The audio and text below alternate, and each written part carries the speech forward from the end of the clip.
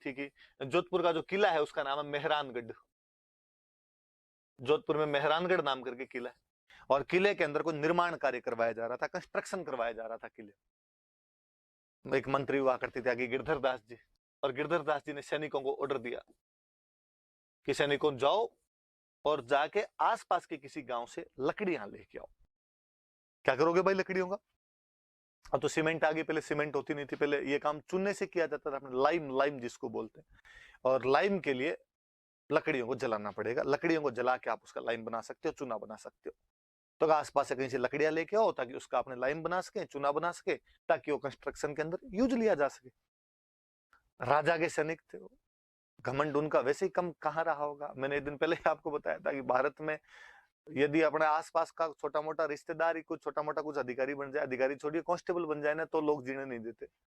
Even आज भी यदि आपने हेलमेट नहीं लगा रखा होता है और आपको यदि कांस्टेबल पकड़ लेता है तो सबसे पहले आदमी धमकी देता है कि तू जानता नहीं मैं किसका आदमी। ये पुरानी परंपरागत विशेषता रही होगी, मुझे लगता है ट्रेडिशनली अपने ऐसे रहे होंगे। वो राजा के आदमी थे तो उनके अंदर ये भावनाएं और छोड़ ही नहीं रहा होगा। गए पास का एक गांव, खेजड़ली नाम का गांव, खेजड़ी के पेड़ ज्यादा इसलिए गांव का नाम खेजड़ली।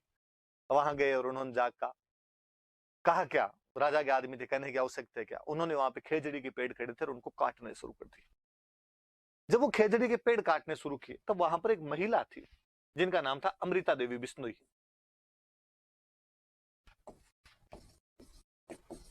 अमृता देवी बिश्नोई नाम करके वहां पर एक महिला थी, और उन्होंने इसका विरोध किया।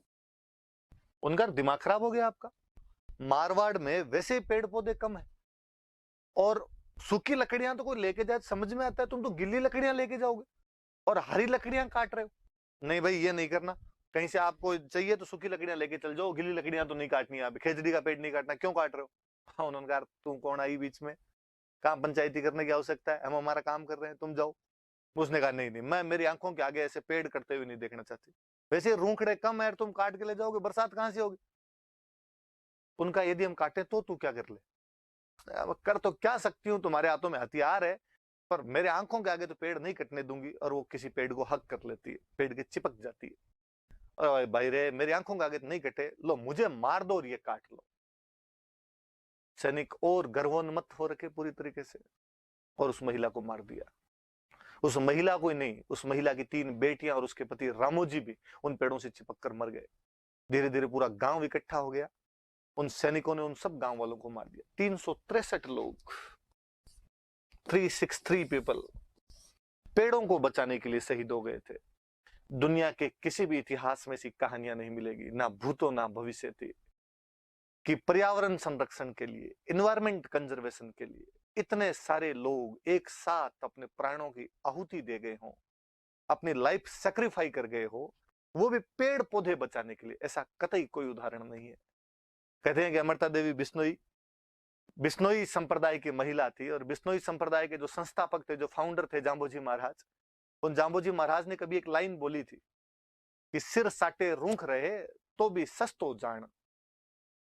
यदि एक सिर के बदले में एक पेड़ बच जाता है तो भी सर की वैल्यू ज्यादा नहीं है। कुल मिला के पेड़ बचना चाहिए, भले उसके लिए बलिदान देना पड़े। खेजड़ली के उस गांव के अंदर जाम्बोजी की इस कहावत को चरितार्थ करने के लिए एक सर नहीं कटा था। उस दिन 363 लोग शहीद हो गए थे, पेड़ पौधों को बचाने के लिए शहीद हो गए थे। वाकई उस महिला ने जो किया था वो अनुकरणीय है, याद किया जाना चाहिए उसको, कि उस समय जब लोग एनवायरमेंट कंजर्वेशन के बारे में जानते नहीं थे, वो लोग कितने जागरूक थे इन चीजों को लेकर, कि नहीं इनका बचना जरूरी है, इनके लिए हमारी जान भी चली जाए तो भी कोई बात नहीं, क्योंकि ये नहीं बचेंगे तो जान वैसे ही नहीं बचेगी। और उन लोगों ने अपना बलिदान दे दिया था। हालांकि कहते हैं कि बाद में जब राजा को इन बातों की खबर लगी थी तो राजा ने वो कार्रवाई रुकवा दी थी, पेड़ पौधे वगैरह कटवाने वहां पे रुकवा दिए थे। लेकिन फिर भी ये अपने आप में एक बहुत बड़ा एग्जाम्पल सेट किया जाता है कि यार कोई इस प्रकार पेड़ों को बचाने के लिए भी शहीद हो सकता है, पेड़ पौधों के लिए लोग शहीद हो सकते हैं। वो जो दिन है, वो जो घटना है, उसे हम खेजड़ली घटना के नाम से जानते हैं, जिसमें उस महिला का नाम अमृता देवी बिश्नोई है, और 363 लोग उनके नेतृत्व में पेड़ पौधों को बचाने के लिए शहीद हो गए थे। विडंबना देखिए आप कि हमारी इतिहास की किताबें इस घटना को उतना महत्व नहीं दे पाई है जितना महत्व देना चाहिए। आज जब पूरा विश्व एनवायरमेंट कंजर्वेशन की बात करता है, इस सोशल मीडिया के युग में कोई ग्रेटा थनबर्ग जैसी छोटी सी लड़की कहीं पर खड़ा होकर एक छोटा सा भाषण देती है और पूरा मीडिया उसको वायरल करके रख देता है, तब ये सोचा जाना चाहिए कि आज से 300 साल पहले कोई एक महिला जो कि अनपढ़ थी वो इस बारे में कितनी जानती थी। क्या देश के बच्चे बच्चे को इसके बारे में पता नहीं होना चाहिए? हमारी शायद पिछली पीढ़ी, हमारे स्टडी मटेरियल बनाने वाले लोग, हमारे इतिहासकार, सब चीजों से इतनी बड़ी घटना अनभिज्ञ कैसे रह सकती है? और तो और देखिए, आप षड्यंत्र देखिए ढंग से। छोटे थे तब से दिमाग के अंदर एक बात खूब ढंग से सेटल की हुई है कि चिपको आंदोलन सुंदरलाल बहुगुणा के द्वारा चलाया गया था। चलाया होगा, सुंदरलाल बहुगुणा भी उतने सम्माननीय है, पर ऐसे झूठ मत बोलिए। चिपको आंदोलन ये था, आप ये कहिए कि दोबारा उन्होंने ऐसा कर दिया होगा। वास्तव में जो चिपको आंदोलन जैसी घटना वो ये है जहां पर इतने लोगों ने अपने बलिदान दे दिए। अभी जब 2019 वाले लोकसभा चुनाव थे तो प्रधानमंत्री का जोधपुर दौरा था। उन्हीं दिनों के अंदर भारत को कोई अवार्ड मिला था, यूएनओ में अवार्ड मिला था, चैंपियन ऑफ द अर्थ का अवार्ड मिला था। प्रधानमंत्री अपनी एक सभा के अंदर बोल रहे थे कि अभी हाल ही में यूएनओ ने मुझे चैंपियन ऑफ द अर्थ का अवार्ड दिया है। मेरे भाइयों और बहनों, ये अवार्ड मेरा नहीं है, ये अवार्ड 125 करोड़ देशवासियों का है, ये अवार्ड 125 करोड़ मेरे भारतीयों का है, ये आप सबका है कि हमने एनवायरमेंट कंजर्वेशन के क्षेत्र में, हमने पर्यावरण संरक्षण के क्षेत्र में इतना काम किया, इसलिए हमें अवार्ड दिया गया है। पर वो आगे अगली लाइन बोले कि हालांकि दुनिया को पता नहीं है, लेकिन मैं उनको बताना चाहता था कि तुम ये अवार्ड हमें आज दे रहे हो, इस 2018-19 में जाकर दे रहे हो, जबकि हमारे पूर्वज, हमारे जोधपुर का बिश्नोई संप्रदाय जब दुनिया ग्लोबल वार्मिंग का ग नहीं जानती थी, उन दिनों में भी इस पर्यावरण संरक्षण के प्रति कितना सजग, कितना जागरूक, कितना अवेयर था। मैं उस मातृशक्ति अमृता देवी बिश्नोई को नमन करता हूं जिन्होंने उस समय यह कार्य कर दिखाया था। हालांकि भाषण सुनते हुए अपने को लगता है कि यार ये पॉलिटिकल प्रोपेगेंडा है, और चूंकि जोधपुर में बिश्नोई समाज की संख्या अधिक है इसलिए उन्होंने ऐसा बोल दिया ताकि लोगों के वोट लिए जा सके, लोगों की भावनाओं को केस किया जा सके। मैं फिर कहता हूं कि भले ही उस आदमी ने ऐसा किया हो, लेकिन उस दिन मन बड़ा प्रफुल्लित हुआ था कि राजस्थान की उस महान महिला का नाम देश के प्रधानमंत्री की जिह्वा पर तो आया। देश का प्रधानमंत्री जाना तो सही, वरना हम खुद नहीं जानते हैं। मुझे बड़ा आश्चर्य होता है, मैं अक्सर जब मॉक इंटरव्यू में बैठता हूं या यूं ही कभी किसी स्टूडेंट से पूछता हूं, या अक्सर जब लड़कियों से पूछा जाता है कि कोई ऐसी महिला राजस्थान की हिस्ट्री में बताइए जो आपकी आइडियल हो, तो मैंने कभी अमृता देवी बिश्नोई का नाम नहीं सुना। हालांकि जब मैं उसे याद दिलाऊं कि क्या तुम उसे नहीं मान सकती, तो अरे अरे सर हाँ वो भी है, पर यह नाम हमारे दिमाग में सबसे पहले क्यों नहीं आता है? धीरे धीरे फिजा बदलेगी, शायद नाम ज्यादा पॉपुलर होगा, पर हम सबका हमेशा, मुझे लगता है, ये कर्तव्य बनता है कि हमें इसके बारे में सबसे अधिक जानना चाहिए। मुझे लगता है कि राजा महाराजाओं के इतिहास के इतर जो हिस्ट्री है, सो कॉल्ड कम्युनिस्ट जो अपनी सबाल्टर्न हिस्ट्री को लेकर आहें भरते रहते हैं, उनकी मति कैसे मारी जाती है कि वो इस महिला का नाम भी पॉपुलर नहीं कर पाए, जबकि उनका पूरा फोकस रहा कि हमें राजा महाराजाओं के इतर जागे उस हिस्ट्री के बारे में जानना है, उसके एक्स्ट्रा जो भी एलिमेंट रहे थे उस हिस्ट्री के अंदर उनके बारे में जानना है। मैं और एक अच्छा सा एग्जांपल दूं आपको। हनुमानगढ़ के अंदर एक उपखंड पड़ता है पीलीबंगा नाम करके, आपने अक्सर कालीबंगा पीलीबंगा नाम सुने होंगे, पीलीबंगा नाम करके एक उपखंड पड़ता है। कई साल पहले की बात है, वहां के कोई एक एसडीएम महोदय थे और उन्होंने एक दिन ऑफ द रिकॉर्ड किसी के बीच बातचीत के अंदर, एसडीएम महोदय को पूर्वी राजस्थान के रहे थे, और ऑफ द रिकॉर्ड वो बोल गए कि यार वो जो जोधपुर में खेजड़ली वाली बात हुई थी ना, 363 लोगों वाली, वो लोग कोई पेड़ वेड़ बचाने के लिए नहीं मरे थे, कोई शहीद वहीद नहीं हुए थे, तो जमीन की लड़ाई थी आपस के अंदर, और आपसी झगड़े के अंदर ही उनमें ऐसी घटना हो गई थी। किसी पत्रकार ने दूसरे दिन वो छाप दिया।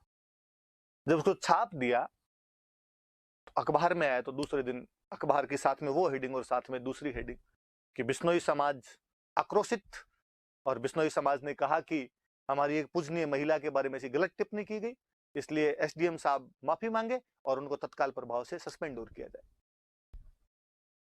उन दिनों में मैं अखबार जब रेगुलर फॉलो कर रहा था तो मैंने देखा कि वो धरने पे बैठ गए वो लोग, और डेली अखबार में आता बिश्नोई समाज का धरना दूसरे दिन जारी, मांग अमृता देवी बिश्नोई पर की गई टिप्पणी के लिए एसडीएम महोदय माफी मांगे और उनको सस्पेंड किया जाए, बर्खास्त किया जाए, सजा दी जाए उनको।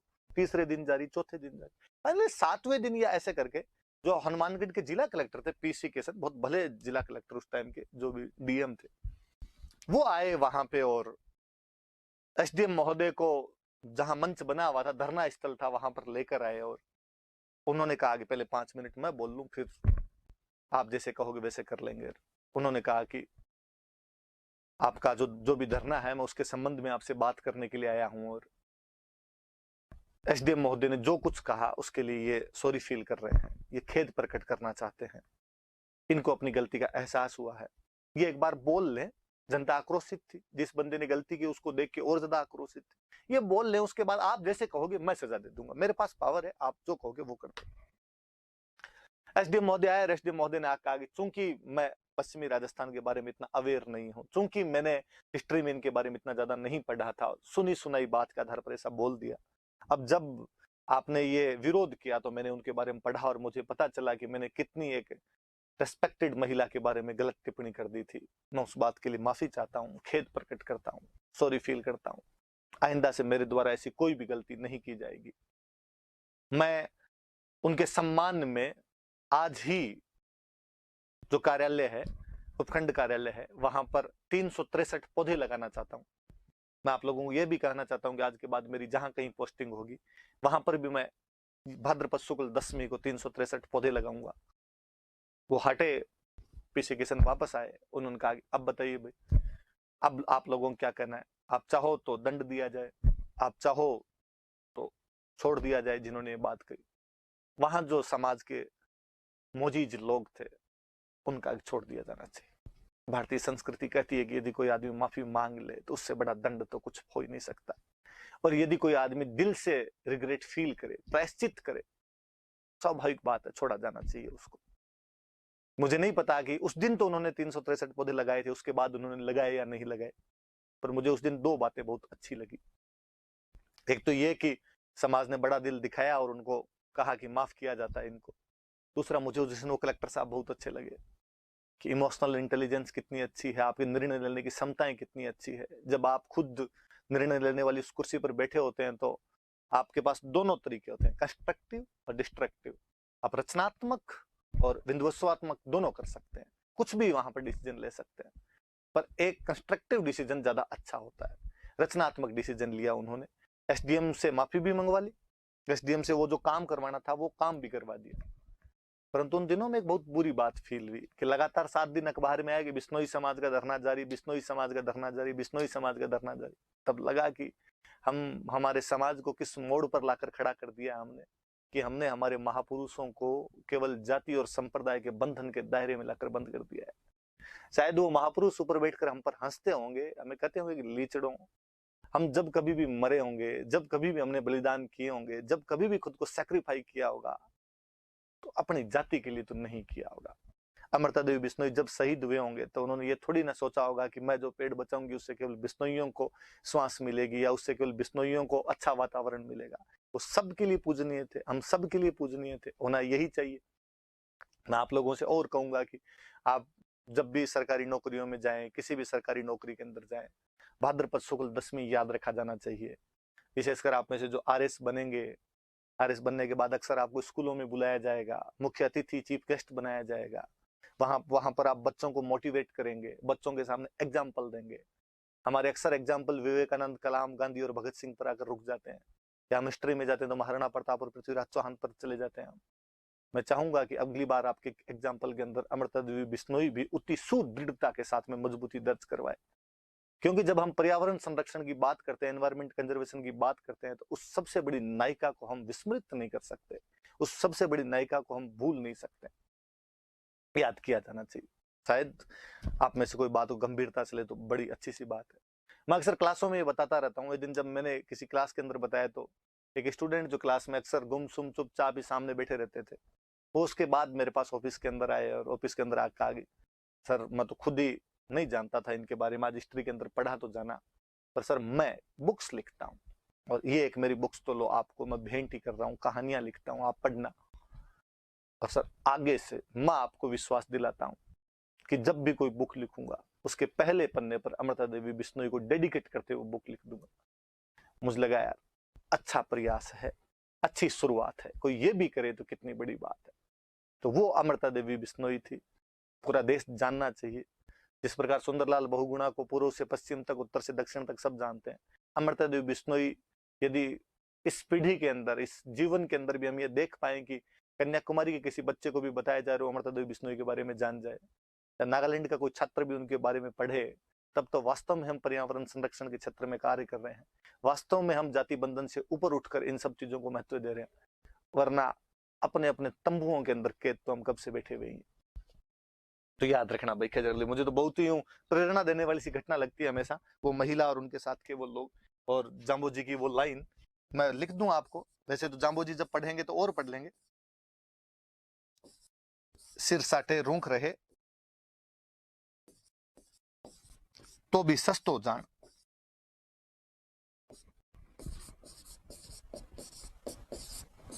अंग्रेजी वाले इंटावर है तो उनको मैं फिर बता दूं, इनका अर्थ बता दूंगी। साटे का मतलब होता है बदले में, हमारे मारवाड़ी में अदला बदली कहते हैं, आटो साटो है, तो साटे मतलब बदले में, रूंख मतलब पेड़, सिर का मतलब समझते हो हेड, सिर, तो सिर साटे रूंख रहे मतलब सिर के बदले में पेड़ बच जाए, तो भी सस्तो जान, सस्ता समझ गए, चीप, कि तो भी वो सस्ता है, तो भी वो महंगा नहीं है, मतलब आप पेड़ के लिए बलिदान भी दे देते तो बड़ी बात नहीं, उसके लिए दिया ही जाना चाहिए। ये जाम्बो जी कभी उक्ति थी, इन 363 लोगों ने अमृता देवी बिश्नोई के नेतृत्व में वहां पर चरितार्थ करके दिखाई थी।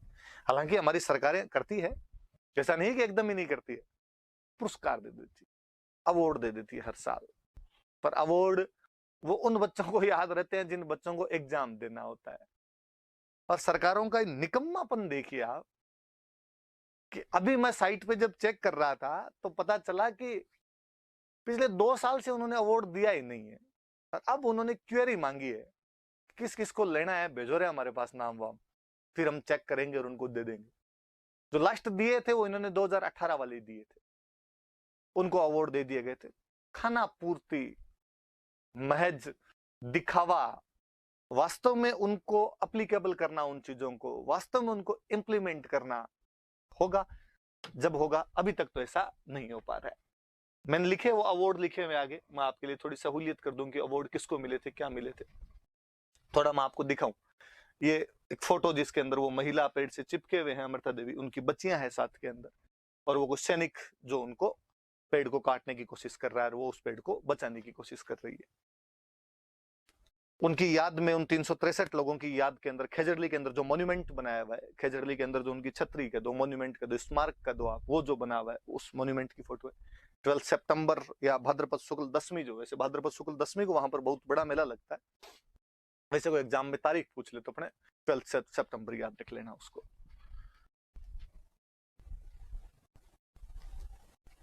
अवार्ड बता देते हैं कौन कौन से। 1994 से हमने अवार्ड देने शुरू किए थे, आपके 3 स्तरों पे दिए जाते हैं। एक देते हैं वन के लिए, एक वन्य जीव के लिए, एक वन विकास है वन्य जीव के लिए। मैं सिंपल सा वैसे बता दूं, ये 2 चीज है कि एक तो जंगल बचाना है, एक जंगल में रहने वाले जीव बचाने, 2 तरीके से देना है। फिर ये अवार्ड 2 ये होता है, एक तो इंडिविजुअल देना होता है, एक ये अवार्ड किसी इंस्टीट्यूशन को देना होता है, सिंपल सा ही है। तो इंडिविजुअल में तो 2 हो गए, फॉरेस्ट बचाने वाले को, वाइल्ड लाइफ बचाने वाले को, तो 2 तो इंडिविजुअल हो गए। फिर दोनों का मिला के, फॉरेस्ट और वाइल्ड लाइफ दोनों का मिला के एक दे देते हैं, इंस्टीट्यूशनल को दे देते हैं। सिंपल सा ही इतना ही लिखा हुआ इसके अंदर कि किस किस को क्या क्या दिया जाता है, आप पढ़ लेना तब और समझ में आ जाएगा आपके, कितना कितना क्या क्या वो थोड़ा सा देख लो। अवार्ड तो एक वो फॉरेस्ट कंजर्वेशन के लिए 50,000 रुपए देने होते हैं, किसको मिले, तो ओम सिंह राजा हो तो ललित पालीवाल नाम करके अपने सहायक वनपाल, वनपाल अपने एक पोस्ट होती है, तो सहायक वनपाल है, उनको ये अवार्ड दिया गया आपने। फिर ये वाइल्ड लाइफ कंजर्वेशन के लिए इंडिविजुअल में फिर 50,000 दिया जाता है, सतनाम सिंह जी को अवार्ड दिया गया था, ये वनपाल है। और फिर एक कोई संस्था को, इंस्टीट्यूशन को दिया जाता है, इंस्टीट्यूशन अक्सर ये कोई पंचायत समिति, ग्राम सभा वगैरह जो होती है उनको ये दिए जाते हैं।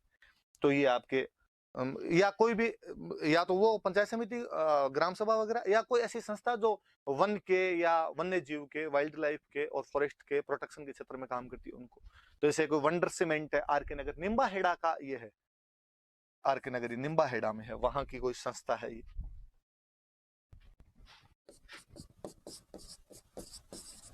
चित्तौड़गढ़ में पड़ता है निम्बा हेड़ा, उनको दिया हुआ है। कोई वन सुरक्षा एवं प्रबंधन समिति है उदयपुर के अंदर, उनको दिया हुआ है। ये मानव उत्थान सेवा समिति है तलवाड़ा झील है हनुमानगढ़ के अंदर, उनको दिया। मैं अभी थोड़े दिन पहले देख रहा था, बच्चे पूछ रहे थे, किसी एग्जाम में क्वेश्चन ही पूछा हुआ था तलवाड़ा झील कहाँ पर है, तो वो भाई आपके तलवाड़ा झील हनुमानगढ़ के अंदर है। तो मुझे लगता है उन्होंने कहीं यहाँ से क्वेश्चन उठा लिया होगा। ये वाले पुरस्कार है। और आगे वाले और 19-20 के दे तो थोड़े आप अपडेट रहना, देख लेना आप भी, और किसको इससे पुराने वाले किसको मिले हुए, कब क्या शुरू किए गए थे, थोड़ी जानकारियां आप लेना। मुझे लगता है इस स्टूडेंट को होने के दौर के अंदर, जब हम पढ़ाई कर रहे हैं, इस स्टडी के दौर के अंदर हम